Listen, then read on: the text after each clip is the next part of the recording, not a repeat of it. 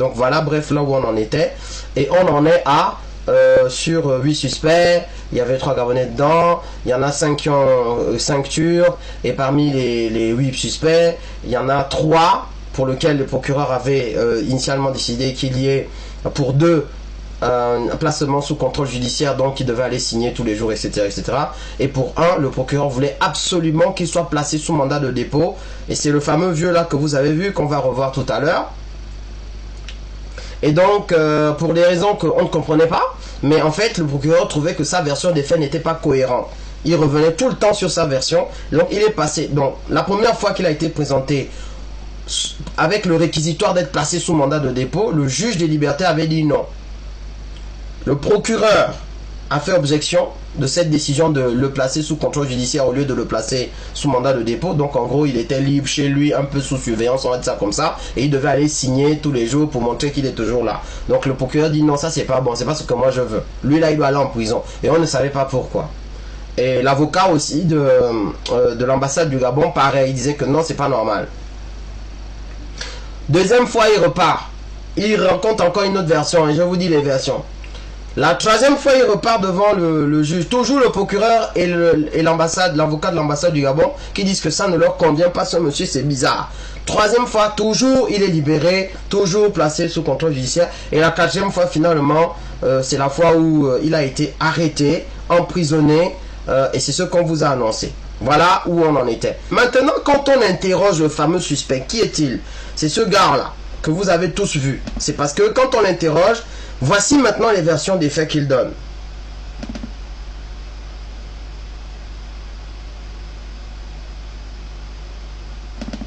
Donc, vous voyez les deux premiers là, ce sont les agents de la poste. Les deux premiers.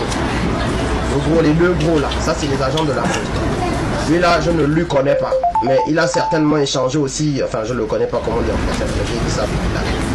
Donc voici le quatrième là, qui est le gars qui a été placé sous mandat de dépôt. On va mieux le voir tout à l'heure. Ok, je le remonte sous un autre angle. Donc c'est un vieux, je pense qu'il doit avoir la soixantaine passée. Et là c'était à la sortie de leur déferment. On le revoit ici devant, il est mieux. Vous voyez, c'est lui là. C'est lui qui est devant. Voilà, c'est le monsieur là. Donc c'est lui maintenant qui désormais est placé sous mandat de dépôt. Qu'est-ce qu'il va dire? Il va dire ceci. Quand soi-disant il aurait embarqué Dina, il dit que Dina est venue en courant, elle est rentrée dans sa voiture, lui il était tranquillement garé, et elle lui aurait dit, tout ça au conditionnel parce qu'on va décortiquer. Grande sœur m'a frappé. Voilà ce qu'il dit. Hein. Grande sœur m'a frappé, hôpital. Alors, donc ça voudrait dire, et il aurait dit ça en turc. Ça voudrait dire donc, d'après ce qu'il dit, que Dina aurait, au conditionnel, demandé de l'aide. Attention, il faut avoir du recul parce qu'on va analyser. Là, c'est d'abord ce qu'il dit. Première version. Donc, elle monterait à l'arrière de la voiture, elle aurait le bras ensanglanté et il démarre pour la mener à l'hôpital. Ok? Donc, il dit que quand il passe, je vous montre maintenant l'itinéraire de l'hôpital. Normalement, quand on récupère quelqu'un à cet endroit, donc on est ici.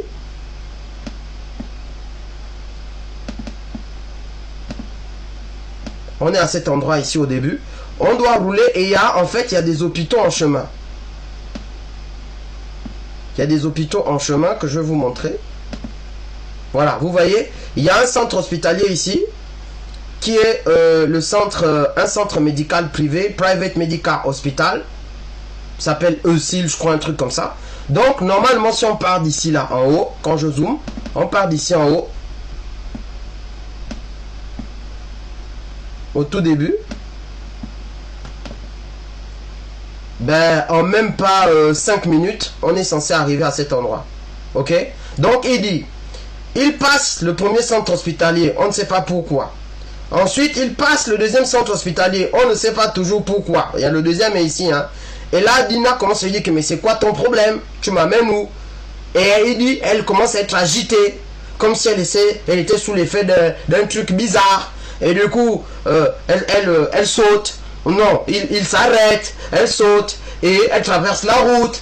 Et de là, il prend sa voiture, il rentre chez lui. Première version, Agnambie. Qu'est-ce qui s'est passé? Deuxième version, je ne sais plus. Bon, en tout cas, moi je me suis arrêté, j'ai redémarré les longueurs. Troisième version, il ne fait que changer. Et puis j'étais là, j'attendais quoi.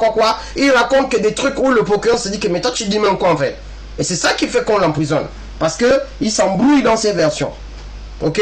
Donc n'oubliez pas, hein, il est censé s'arrêter au premier hôpital qui est ici, qui est à 3-4 minutes. Le deuxième, il a une dizaine de minutes, celui qu'on appelle le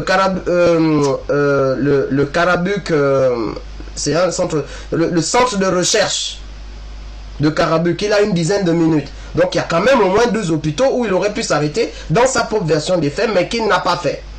Et il dit donc qu'il a laissé partir Dina. Lui, il a continué sa route, il est rentré chez lui. Bref, ça c'était sa déposition. Sauf que ce qu'il ne savait pas, c'est qu'il y a des caméras de sécurité qui ont filmé ce qui s'est passé à l'endroit où Dina est descendue. Je n'ai pas accès à ces caméras, elles sont versées au dossier.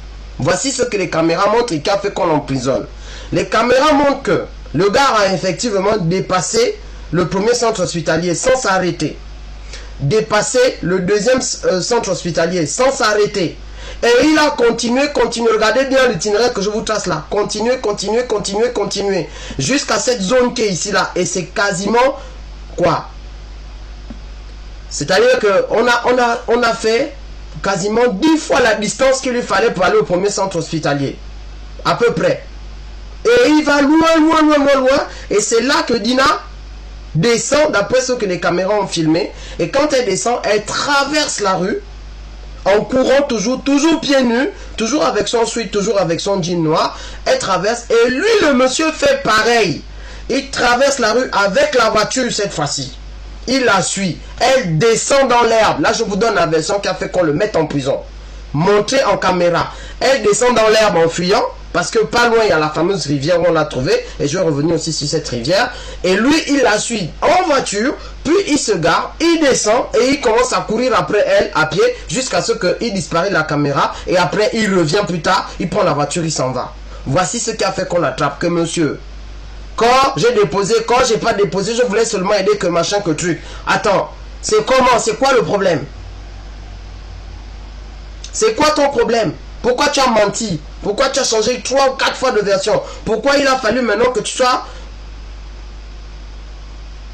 perturbé, confondu par les caméras de sécurité?